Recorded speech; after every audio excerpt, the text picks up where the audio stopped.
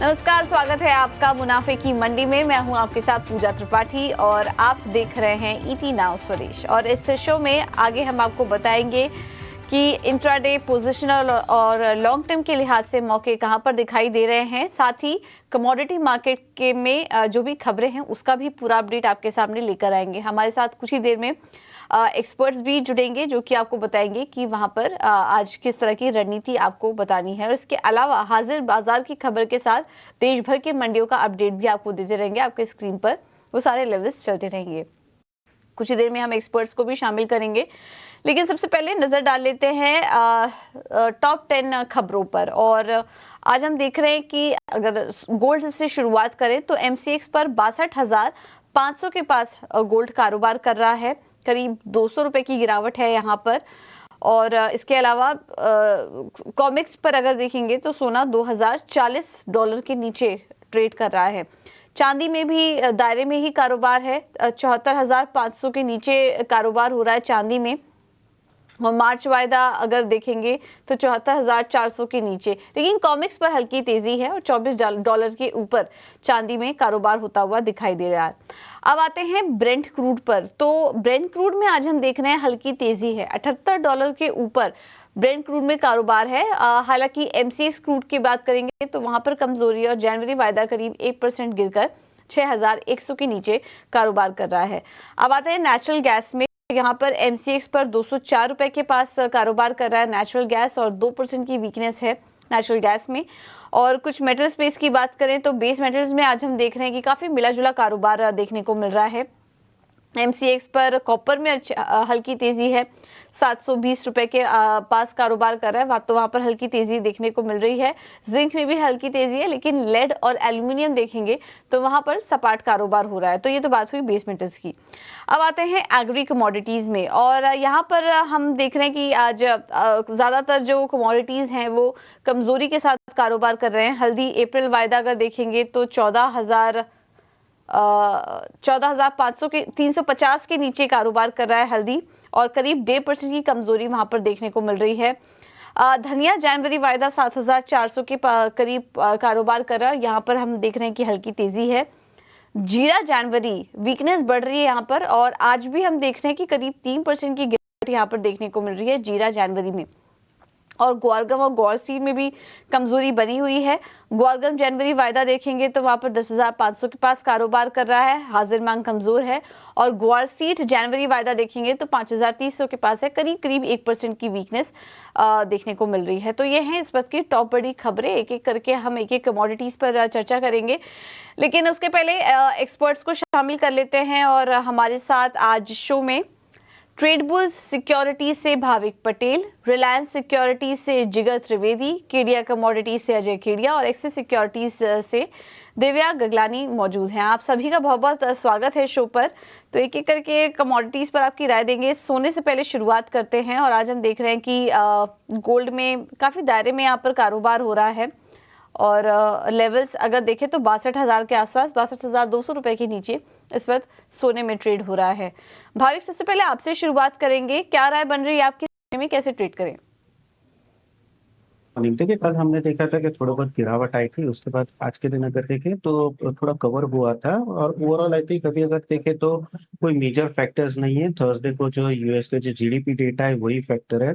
हालांकि हमने देखे कि लास्ट वीक में जो बुलिशनेस हुई थी गोल्ड मार्केट में, क्योंकि थोड़े डॉइश स्टेटमेंट आए थे, उसके बाद थोड़े वापस से फेड स्टेटमेंट है वो थोड़े चेंज हो गए। तो अभी एक्सपेक्टेशन है कि शायद फेड का जो रेट कट होगा वो थोड़ा नेक्स्ट हाफ ईयर के बाद हो सकता है, मार्च में नहीं हो सकता। तो मार्केट इज एक्सपेक्टिंग कि मार्च के साथ ही हो सकता है रेट कट। तो ओवरऑल अभी भी कुछ जो लग रहा है कि 61,800 से 61,900 का जो एक रेंज है वो एक सपोर्ट बन के आ चुका है गोल्ड में। और I think by and dips की रणनीति रखनी चाहिए इंट्राडे। तो इंट्राडे गोल्ड फेब्रुअरी अराउंड 62,050 पे बाय कर सकते हैं, 62,350 के टारगेट के लिए, और 61,900 का स्टॉप लॉस रख सकते हैं। ठीक है। तो भाविक ने गोल्ड में खरीदारी करने की सलाह दी है, बाय ऑन डिप्स की राय है यहाँ पर, लेकिन ये इंट्राडे के लिए कॉल आपको दी गई है 62,350, स्टॉप लॉस होगा 61,900 का। जिगर, आपसे भी समझना चाहेंगे गोल्ड में किस तरह का ट्रेड देख रहे हैं आप? मॉर्निंग। मेरा यहाँ पे थोड़ा सा कॉन्ट्रा ट्रेड है इंट्राडे के लिए। डॉलर इंडेक्स में मुझे लग रहा है थोड़ी बहुत मोमेंटम यहाँ बन सकता है, and from that angle only मुझे लग रहा है कॉमेक्स गोल्ड जो है 2020 को यहाँ पर सपोर्ट लेके शायद इंट्राडे में 2020 का जो सपोर्ट है वो शायद इंट्राडे में सस्टेन ना करे। प्राइसेस 2010 तक जा सकते हैं, गिर सकते हैं इंटरनेशनल मार्केट में। एंड फेब्रुआरी कॉन्ट्रैक्ट एमसीएक्स पे अगर 62,200 पे मिले, one should go short 62,300। Stop loss लेके हम चल सकते हैं 62,100 के टारगेट के लिए। ठीक है, तो ये है सलाह गोल्ड पर। जिगर, आपका क्या व्यू बन रहा है गोल्ड सिल्वर दोनों पर? राय दीजिए, कैसे ट्रेड करें? सिल्वर में आज थोड़ा बहुत प्रेशर है मार्केट में। हालांकि अगर हम बेस मेटल्स के पॉइंट ऑफ व्यू से देखें तो एल्यूमिनियम कॉपर यहाँ पे थोड़ा बहुत सेंटीमेंट पॉजिटिव है। बट सिल्वर, जैसा कि मैंने गोल्ड में भी बताया, डॉलर इंडेक्स में जो एक रैली का माहौल आज या कल देखने को मिल सकता है। And to be precise, dollar index जो 102.5 102.55 के आसपास चल रहा है। 102.6 या 102.7 तक जाने की गुंजाइश है आज या कल में। Only for intradays point of view one can go short in gold and silver. Silver की अगर हम बात करें, मार्च वायदा अगर 74,500 के आसपास मिले तो बिकवाली करनी चाहिए 74,000 के टारगेट के लिए, 74,700 के स्टॉप लॉस के साथ। ठीक है, तो सोने चांदी दोनों में ही बिकवाली करने की सलाह है जिगर की तरफ से। अजय, आपसे भी जानना चाहेंगे, आपका क्या व्यू बन रहा है सोने चांदी में?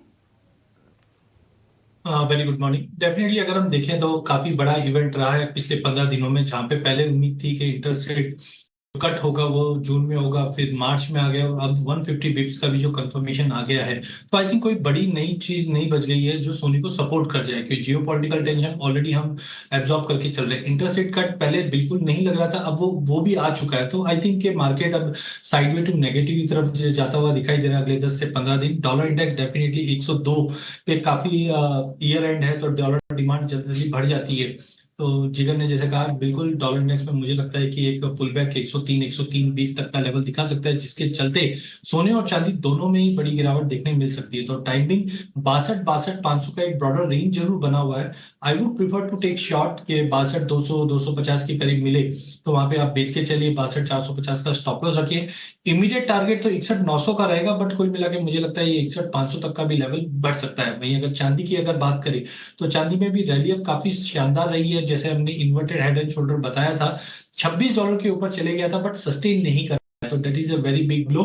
नीचे में मुझे लगता है वापस 23 साढ़े 23 डॉलर की रेंज में चांदी आती हुई दिखाई देगी। डोमेस्टिक मार्केट में भी 75 500 के ऊपर जब तक प्राइजेस वापस होल्ड नहीं करते हैं, हाई पॉसिबिलिटी है कि हम वापस 73 500 का लेवल देखें। तो चांदी में भी 74 800 के करीब बेच के चलिए। 75 500 का स्टॉप लॉस रखिए। 73 600 के टारगेट रहेंगे। सोने चांदी में अगला एक हफ्ता नेगेटिवनेस कंटिन्यू रह सकती है। ओके, तो अगले एक हफ्ते दबाव रह सकता है, इस वजह से सोने चांदी दोनों में ही बिकवाली करने की सलाह अजय जी ने भी आपको दी, जिगर जी भी आपको बिकवाली करने की सलाह दे रहे हैं। भाविक थोड़ा कॉन्ट्रा कॉल यहाँ पर लेके चल रहे हैं और इस गिरावट में उन्हें खरीदारी के मौके यहाँ पर दिखाई दे रहे हैं। थोड़ा एक हल्का डिप मिले तो खरीदारी का ट्रेड प्ले करने की कोशिश कीजिए, लेकिन यहाँ पर स्टॉप लॉसेस का अपने जरूर ध्यान रखिएगा। दिव्या, आपसे आखिर में जानना चाहेंगे आपका क्या व्यू बन रहा है, और आपसे थोड़ा लॉन्ग टर्म व्यू लेना चाहेंगे हम सोने चांदी पर। Good morning. अगर मैं सोने की बात, तो जो भी न्यूज आ रहा है वो मिक्स आ रहा है। लास्ट वीक अभी स्टेट पॉलिसी स्टेटमेंट है, तभी ऐसा बताया गया था कि मल्टीपल रेट कट होगा, तो मार्केट ने प्राइसिंग कर लिया था मे बी मार्च से स्टार्ट हो जाएगा। अपन इसके विपरीत फेड ऑफिशियल ने बयान दिया कि एक्सपेक्टेशन अभी इतना जल्दी नहीं हो, रेट कट इतना जल्दी नहीं हो सकता है, मे बी सेकंड हाफ में स्टार्ट होगा। तो उसके वजह से हमें फ्राइडे को एक सेलिंग देखने मिली। पर अभी ये वीक डेटा है फ्राइडे, थर्सडे और फ्राइडे को, तो मेरे हिसाब से मुझे लग रहा है कि गोल्ड जो है ये वीक के लिए, अगर मैं शॉर्ट टर्म डेटा की पहले बात करूंगा, तो जब तक गोल्ड जो है स्पॉट में 2020 के ऊपर ट्रेड कर रहा है, तब तक बायम डिप्स का व्यू रख सकते हैं। गोल्ड जो है हम लोग 61,900 के आसपास बाई करके चले। स्टॉप लॉस हम 61,700 का रखे और टारगेट ऊपर में 62,200 का रखे। और जो भी लॉन्ग टर्म ट्रेडर्स है उसके लिए अच्छी अपॉर्चुनिटी, अगर प्राइस अगर नीचे आता है 2000 या उसके नीचे 1980 के आसपास, तो वहां पे भी अच्छी अपॉर्चुनिटी बाय करने के लिए, क्योंकि एक्सपेक्टेशन है कि रेट कट तो होने ही वाला है नेक्स्ट ईयर, तो बाइंग तो आने वाली है। तो बाय ऑन डिप्स का ही व्यू रखे लॉन्ग टर्म के लिए भी। और चांदी की बात अगर हम करें तो चांदी में हमें लास्ट 2 दिन से एक बिकवाली देखने मिल रही है। लास्ट वीक चाइना के जो डेटा आए तो वो भी इतने एनकरेजिंग थे नहीं। तो मेरे हिसाब से अगर मैं टेक्निकली बात करूं चांदी में तो एक छोटे दायरे में कारोबार कर रहा है लास्ट 3 दिन से 74,000 से लेके 75,000 के आसपास, और हाई लेवल प्राइस सस्टेन हो नहीं पा रहे हैं। तो जब तक 75,000 का लेवल इंटैक्ट है हायर लेवल, तब तक सेल ऑन राइज करके चल सकते हैं शॉर्ट टर्म के लिए। 74,007 का जो लेवल है वहां पे सेल करके चले, स्टॉप लॉस हम 75,100 का रखें और नीचे में टारगेट जो है 74,200 का मेंटेन करें। ठीक है, तो ये है सलाह सोने चांदी पर आपके लिए।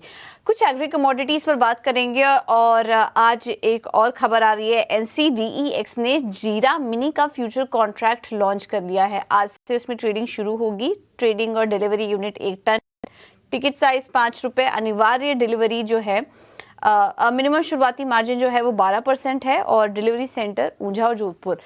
इससे जुड़े हम आपको डिटेल्स भी आपके स्क्रीन पर दिखाएंगे, लेकिन एक बार व्यू ले लेते हैं। अजय, आपसे समझना चाहेंगे जीरा मिनी का जो फ्यूचर कॉन्ट्रैक्ट लॉन्च हुआ है, इसको लेकर आप क्या सलाह दे रहे हैं ट्रेडर्स को?